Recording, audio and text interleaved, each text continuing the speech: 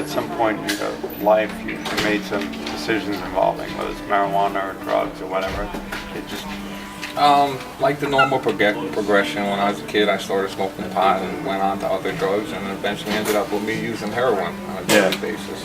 Well, a turning point for me probably was this last time getting arrested. You know, seeing how my family reacted to it, because they were always in my corner, and this time it was like everyone had enough. You know, and that was the first time I was ever put in that position.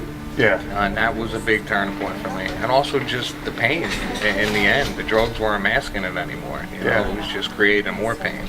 And I wanted to change, I just didn't know how.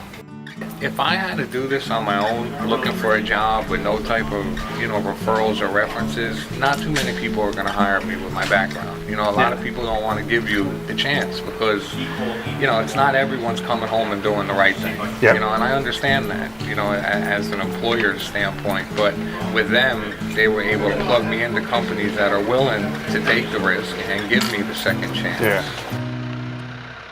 Well, I got in a fight, and I ended up in jail, and I came out, and I discovered NJRC, and they helped direct me in a good direction, and I'm here today, successful. And what does it mean to have like a facility like NJRC and, you know, the governor's been really supportive of addiction treatment and providing second chances. What does that mean to you?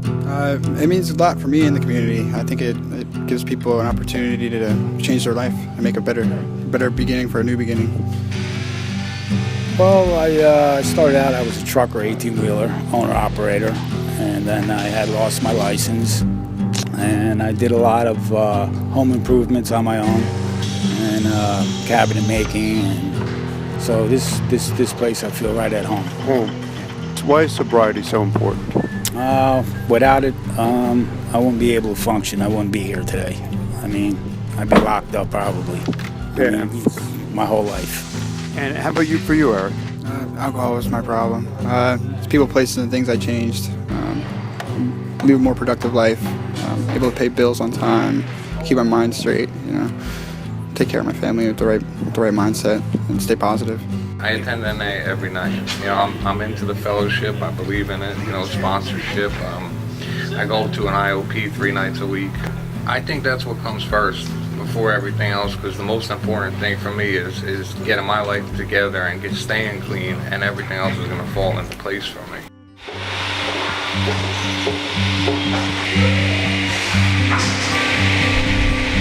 Recovery to me is about life. I know when I was in active addiction, I've come close to death 7 different times. I was brought back. I mean, I just celebrated 19 months on Saturday. And it's just, my life is incredible. Every day I wake up and I have something to live for. First of all, I'd probably still be looking for dead-end jobs. I found an incredible job. I have a bank account now.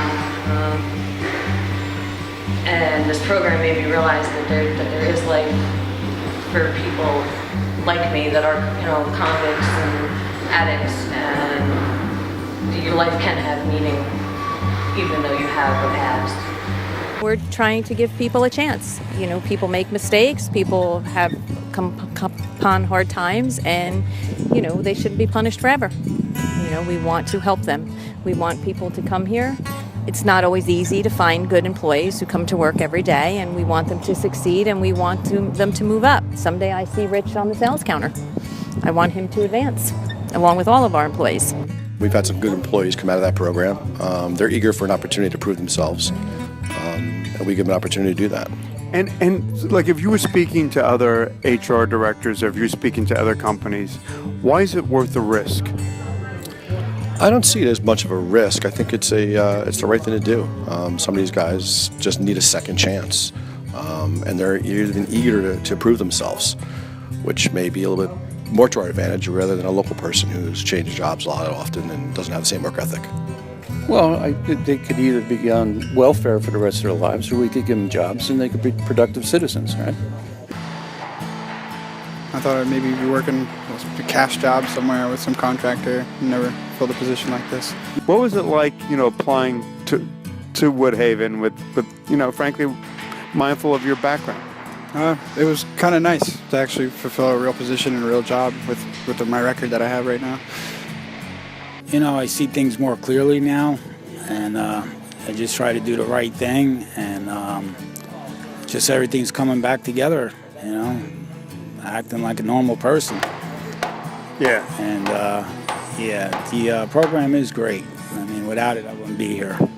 I can't say enough for them. I mean, they're great.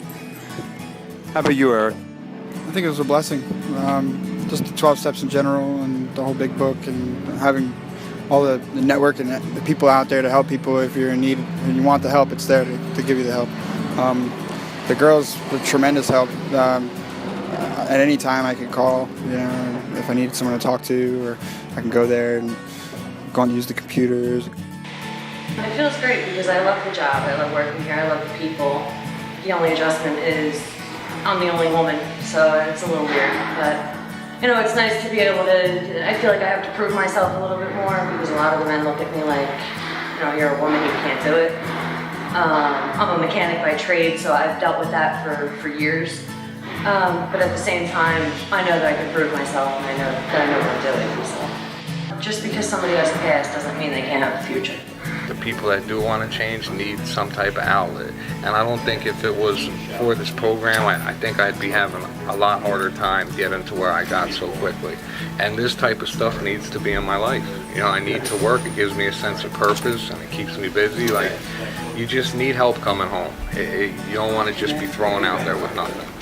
If you have a friend, a relative, or a colleague, try to remove yourself from any personal feelings you may have about addiction or about mental health in general, because that stigma extends into mental health issues as well. Try to take yourself away and think about addiction as another physical illness.